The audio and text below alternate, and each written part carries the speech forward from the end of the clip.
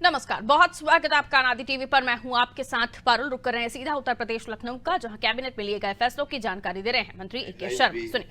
उन्होंने 2030 तक कैसे इसको हम अमल में लाएंगे उसके लिए उन्होंने प्रख्यापित किया और उसी के और साथ में ही माननीय प्रधानमंत्री जी ने ये भी कहा है कि 2070 तक हमें नेट जीरो तक जाना है। मतलब कि जो कार्बन फ्यूल है और रिन्यूएबल जो फ्यूल है, जो स्वच्छ फ्यूल है, ग्रीन फ्यूल है, उसका दोनों का मिला करके बैलेंस हो जाना चाहिए। कहीं कोई ज़्यादा नहीं होना चाहिए। हमारा जो कार्बन इमिशन है वो नेट जीरो हो जाना चाहिए। उस दिशा में आगे बढ़ते हुए हम लोग पिछले साल सोलर पॉलिसी ले आए, फिर बायोफ्यूल पॉलिसी ले आए और आज हम हाइड्रोजन पॉलिसी लेकर के आए हैं।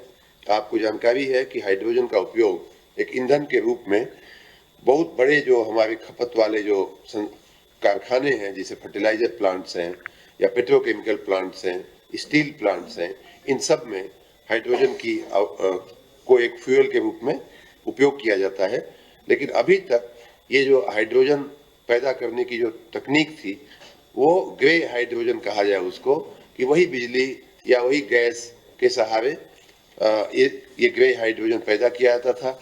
अगर इसी बिजली को लगा करके हमें पैदा करना है तो स्वाभाविक है कि ये बिजली कहीं न कहीं कोयले पे आधारित होकर के आती है, या इवन गैस से भी हम अगर हाइड्रोजन बनाने का काम करते हैं तो वो भी कोई क्लीन फ्यूल नहीं है, ग्रीन फ्यूल नहीं है। तो इस दिशा में ग्रे हाइड्रोजन को ग्रीन हाइड्रोजन में परिवर्तित करने के लिए एक बहुत बड़ा काम दुनिया में और देश में होना शुरू हुआ है।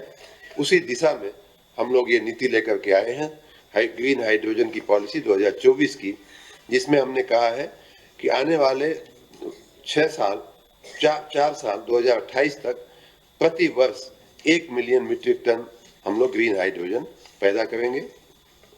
और उसके लिए हमने 5 वर्ष का लक्ष्य, 5 वर्ष की समयावधि रखी है इस नीति की। और इस समयावधि में जो उद्योग इस क्षेत्र में आएंगे उनको लगभग 5,045 करोड़ रुपए की धनराशि सब्सिडी के रूप में या अन्य राहतों के रूप में देने का भी माननीय मुख्यमंत्री जी, माननीय वित्त मंत्री जी ने प्रावधान करने की हम लोगों को इजाजत दिया है।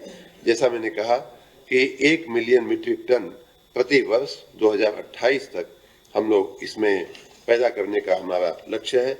और ऐसे उद्योगों को हम 10% से 30% तक सब्सिडी उनके कैपिटल एक्सपेंडिचर पे हम देंगे।